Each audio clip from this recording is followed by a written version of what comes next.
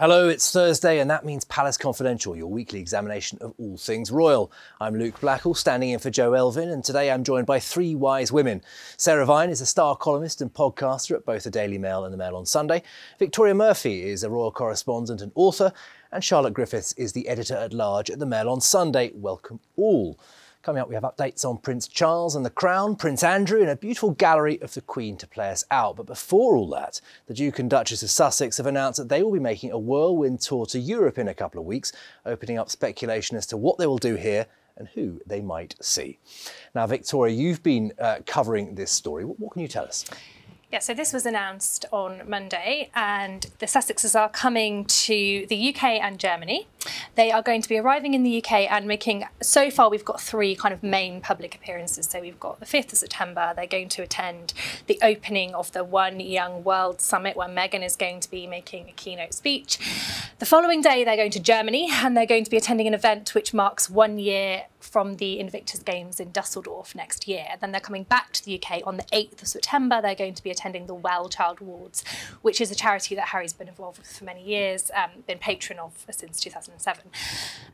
It's not a royal tour, obviously. They're not working royals anymore, but interestingly, a lot of it I think will look quite similar to how things did when they were working royals, because a lot of these events are events that they attended when they were working royals, that they supported, or in Harry's case, set up when they were working royals. But of course, what has fundamentally changed, and to remind people, they no longer kind of bring that formal representation of the monarchy, of the Queen as head of state, of the Queen as head of the armed forces. They don't bring that with them anymore, regardless of whether or not appearances may look similar. And the other thing they've done, and we've got it up on screen now, we've got the breakdown of what they'll be doing. It does have the feel of the royal tour by announcing your schedule in advance, telling people what. That's also not necessarily what a non-working royal would do. I mean, yeah, I mean, there are elements of the way that they've kind of constructed their independent setup that echo how things were when they were in the royal household. But then, talking about announcing in advance, you could say, well, it's going to come out that they're appearing at these events. So it sort of does make sense in a way to kind of just go ahead and announce it, because otherwise, of course, people are going to get wind of the fact that they're going to be appearing at these events and going to start to ask questions. So it's kind of a neat way of handling, telling people this is what's happening up front. Sarah, we have the official timetable, what's going to happen, but inevitably the interest is going to be what happens when they're not at these events. Do you think we'll see rapprochements? Do you think we'll see them meeting the Queen? I don't know, but do you think are they bringing Netflix with them? I don't know. That's the big question I want to know the answer to. That we don't know that. Don't know for sure, but they are making this content. Right. So, okay. Well, I imagine Harry will go and see his grandmother. I can't imagine that he wouldn't. It would be mad not to, surely. I mean, completely, but I mean, it's a really big part of he wants Yeah. to be seen doing that as well. Yeah. Presumably, that's a part of it. Yeah, we'll be told if he goes to see his grandmother. Yeah. That'll leak out mysteriously. Yeah. But also, I think that they've announced these dates because they want to give a chance for crowds to gather. Yes. Because if they do have a Netflix crew with them, they don't want to. I mean, imagine how embarrassing if there were about 3 people there sort of waving. They want us all to get excited and to talk about it, and they want it to look like a royal tour, I think. Yeah, I mean, I think they do still think of themselves as royals. I mean, they behave like royals and they use their titles. So, they just do the bits of being royals that they want to do. They still have a crown on their letterhead. As opposed to the bits that they don't want to do, which involve going and opening envelopes in rainy town halls in places that they don't want to go to. They get to cherry pick, and they still consider themselves royal. Yeah, I mean, that's a good point, isn't it? Of them having, having their cake and eating it. Yeah, despite the criticism that they they have kind of achieved, in a way you could look at it, what they want, because they are now doing the things that they want to do in the way that they want to do them, and they have that control. And for them, that was a decision that they made, and they knew that they were giving up formally representing the royal family, and they chose to do that. They chose to go and have this independent setup, and the interest is there.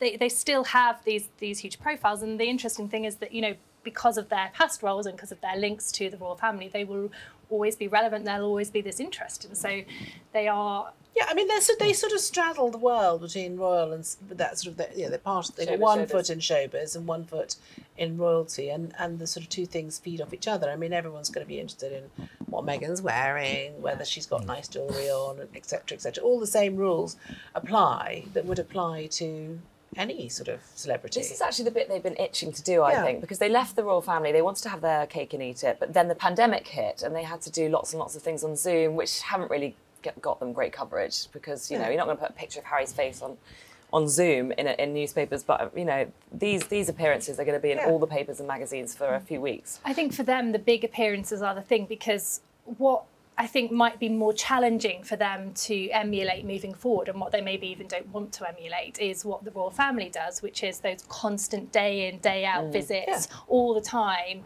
to charities, organisations. They are very busy carrying out hundreds of engagements every year, and when it's difficult to get a sense because of the pandemic and because they have a one-year-old how the Sussexes will do things, but it doesn't seem like they're going to be able to reproduce that. But these big key set piece events certainly. I mean, the working royals are on a sort of kind of quite punishing schedule of day-to-day stuff, most of which doesn't get any coverage and isn't glamorous. Most of which isn't very glamorous. Most of which doesn't involve wearing very expensive earrings and necklaces and saying very meaningful things about, you know, poor people, which is what Meghan likes to do.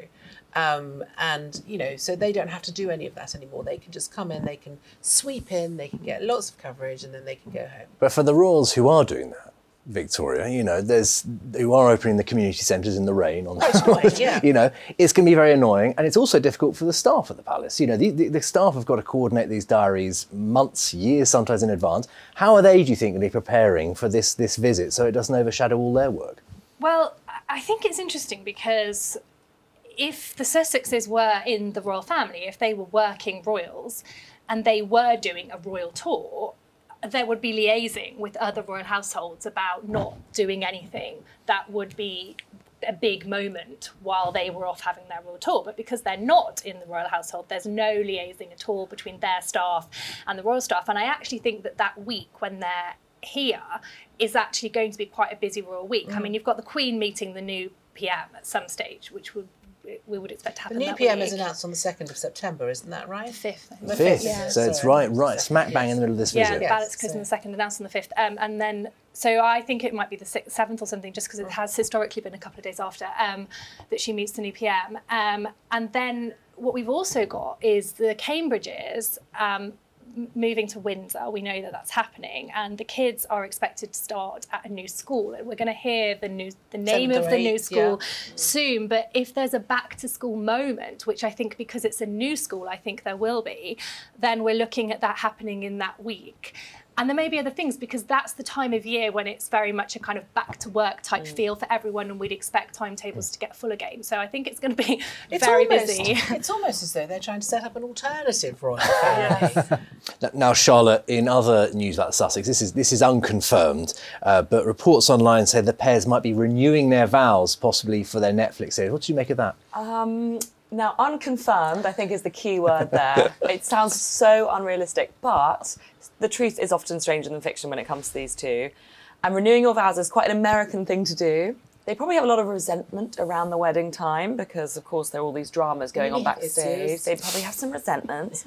Plus, they need some interesting Netflix content because actually, footage of them at the Well Child Awards is all very well, but they've got to have that Kardashian thing, like a set piece. They can't renew their vows. You have to be married for a bit before you can renew your vows. You just thought so. At least There's 10 no years. rule because it's a nonsense thing to do in the first place. It's a nonsense thing to do in the first place. But it would be. I mean, I would actually tune into their Netflix documentary if they renewed their vows. I mean, seriously, it would have a lot of ratings. You'd see some good dramatic tears. Yes, and they know how to squeeze on out the a tear. On the beach, maybe barefoot. Oh my God, I think love definitely that. barefoot, because they do quite a lot of things barefoot. Most of their photo shoots tend to be barefoot. I've noticed that. Harry does like a hairy toe. He does. That's a Meghan. It's just softer ground in California. Well, because it's grounding and softer. Yeah. She's always believed in that. All her Tig photos were all barefoot. Really? She loves a bit of barefoot, I like lying that she on the has grass. such foot confidence. My God. We could do Palace next week, bare feet. That would be. She actually doesn't have foot confidence, you know. Really? According to Tom Bauer's book. Oh well. There we go. Now, She doesn't like her feet that much. just moving on slightly, Victoria, but staying with Prince Harry, he famously lost his police protection when he stopped being a working royal, was unhappy about this. So some might be surprised to see this week that despite also stepping down as a working royal, Prince Andrew is keeping his 24-hour police protection. What can you tell us about this? Well, yeah, I mean, according to a story this week by The Telegraph, the same committee, RAVEC, they're known as for short, who determined that when Harry stepped back as a working royal, he would not get automatic police protection. That's the key.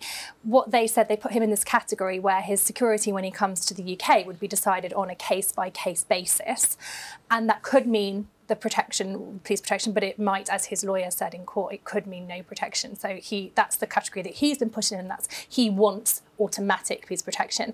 And the story this week said that it seems that is what Prince Andrew has this now still full-time police protection. Now, RAVEC's obviously made their decision based entirely on security considerations, and that's the conclusion that the story says they've come to. But, you know, I think the optics of it do look bad when you put these two decisions side by side, seemingly different decisions. And, you know, it's a reminder, I think, in Andrew's situation, he stepped back. He's incredibly unpopular with the public at the moment. He stepped back from his public role, no indication that he will be able to come back to it at all. And it's a reminder of the financial burden that monarchy can be, because we do not know. We'd be paying for his protection for the rest of his life, even if he never has any kind of public role, and that, you know, that's a significant sum of money.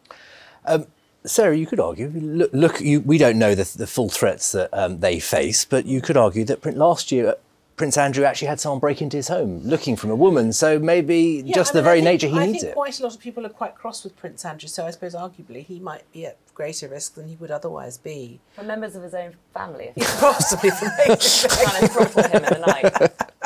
Yeah, I mean, it is really difficult. I think it's a really sticky situation for them because, you know, you can't take away Prince Andrew's protection. Then what happens if somebody gets him? You know, then it's just, you know. But you're right. I mean, Harry doesn't have it, and you know, arguably, neither of them are working royals. So if Harry doesn't have it, why should Andrew have it? It's a really difficult situation. It's difficult. Charlotte, Harry could justifiably be quite angry about this if he's reading these reports. Yeah, I think it's kind of unfair that it's one rule for Andrew and another rule for Harry. I actually going to stick up for Harry on this one. Yeah, I agree. You know, they're both equally at risk. Look what happened to Salman Rushdie just last week. I mean, anyone could storm up on stage and attack him. It only takes one mad person to get you, as we've seen from people like David Amos and obviously Salman Rushdie. Yeah. But I mean, I think you know, I suppose the logic is that Harry walked away from it voluntarily, and Andrew has walked away from it kicking and screaming, and therefore... But Harry's more present. Harry's still doing things. Okay, they're not royal events, but Andrew's literally not even going to his friends' weddings. He's completely hiding in the shadows. But also the decision hasn't been made with any of that in mind. The decision has only been made just on security grounds. And, you know, Harry is... I mean, he's offered to pay for it, but that's been said that it's just very difficult. You know, the Home Office has said that's a very difficult, unrealistic thing. But he's not asking for UK police protection when he is in the US, which is where he spends the majority of his time. He just wants it when he comes to the UK, which we don't know how often that's going to be, but based on how things have been, I know we've had a pandemic, it's not like he's going to be here for huge extended periods of time all the time. So the cost is going to be a lot, you would think, lower than the cost for someone who lives there. Last time he came, they did assign a team to him, didn't they? Well, yeah, I mean, part of the problem is that we don't really know what is going on with the security, because the royal household and the Met Police will never discuss it. And it's only through Harry bringing these cases to court that we even know about all these decisions and RAVEC and all the ins and outs of the considerations. And so we don't know what security he was given when he came for the Jubilee, but we would... It seemed that he was given some security, and he's obviously, we know he's on this case-by-case basis, which at times will mean he gets the full security, at times will mean that I mean, the thing is, if he's staying in the royal households and he's travelling in the royal cars, he will have automatic protection there anyway. It's whether or not he has close protection, which means if he decides to go to Marks and Spencer's to get a sandwich, whether or not two men follow him with wires in their ears. I think that's the basic thing, isn't it? And whether he's given access to the terror threat or the threat against him, that's the other thing he's complaining about. As well, I think. Yeah. Intelligence, exactly. Ken Wolf has been on this programme talking about that challenge as well. Now, but I want to move on now to Prince Charles. An interesting tidbit emerged this week Victoria, from the leader of the Scottish Labour Party, Anna Sarwar, who said that when lawmakers met Charles in Scotland last year, the heir told them, "Hello, nice to meet you all. I'm nowhere near how they portray me on Netflix." For royal watchers, you don't normally hear these little exchanges. It's fascinating, isn't it? Yeah, it's so interesting. And I think what it really shows is how aware the royal family is of the influence that these programmes have, programmes like The Crown. And they're right to be, because millions of people watch these programmes. And, working a lot with US outlets, I see the huge interest in The Crown in the US, and the interest in all of the historical events to do with the royal family that people are asking me things about, like Princess Margaret, that I was never being asked, 5-6 years ago before these episodes, well, maybe 10 years ago, I can't remember, before these episodes came out. And I think what The Crown did actually have quite a big impact on Charles and Camilla when the last series was shown. They had to turn off the comments on their social media because people were criticising them, the real life royals, because of this fictional portrayal of the story on Netflix. And so, they were very aware of the impact of that. But I think they made a decision, it seems, to show a bit of good humour. So we saw Camilla invite the Crown actress to Clarence House and meet her. And then Charles making this comment, I think it's quite smart because it puts a distance between the reality and the fictional portrayal. So you've met Charles on more than one occasion. Yeah. I won't ask you to recount what he told you, of course, but do you think the portrayal on The Crown is fair? How do you think he feels about it? No, he's very different. He's a very different person. But, people need to understand that The Crown is actually... it's an entertainment series. It's not a documentary. I mean, there are lots of documentaries around because, of course, we've got the anniversary of Princess Diana's death coming up in a week or so, I think. And there are actually a couple of really good things that you can watch. There's a very good documentary which is basically composed entirely of archive footage, which charts her, her entire role right from the marriage to her death, which is really worth watching. So I think people do need to try and distinguish between the two. But this is the problem with social media, and I think that the royals suffer from it as much as anyone else, which is that people confuse and they conflate, and they get bits and pieces from here and there. Charles is just, he's not like that at all. He's a very different person. He's quite sort of bookish and quiet and sort of a little bit self-deferential. But he's also, Charlotte, someone who has to now think about his image more because of those things that Sarah's been mentioning, social media. He's going to be the king, and he does have to think about these things. Yeah, well, ironically, he comes across, I think, in The Crown as a little bit thin-skinned and concerned about what other people think about him. So exactly as he's portrayed on The Crown. But actually, I think he comes across in some ways quite nicely in The Crown, because they show him as a boy as well as a man who's been affected by his upbringing, and it's a mad way to grow up. And the other thing is, I'm surprised he doesn't say, by the way, I'm nowhere like what my son portrays me as on Oprah. And he might want to put a caveat in when the book comes out as well, because, he's not getting, it's not just I think he's The Crown. very fond of his son, and I think he feels quite upset and hurt by the whole thing, and I think that he would not attack his son. The way he's been attacked by his son. The way he's been attacked. I don't think he would do that. I think he's very fond of Harry, and I think is quite sad about it all, really. Well, there'll be some fascinating revelations coming later this year. But that, sadly, is all we have time for this week on Palace Confidential. My thanks to Sarah Vine, Victoria Murphy, Charlotte Griffiths, and to you for watching. Joe Elvin will be back in this seat next Thursday. Now, to play you to the end of the programme, we'll leave you with this gallery of some candid shots of the Queen that we've put together. Goodbye.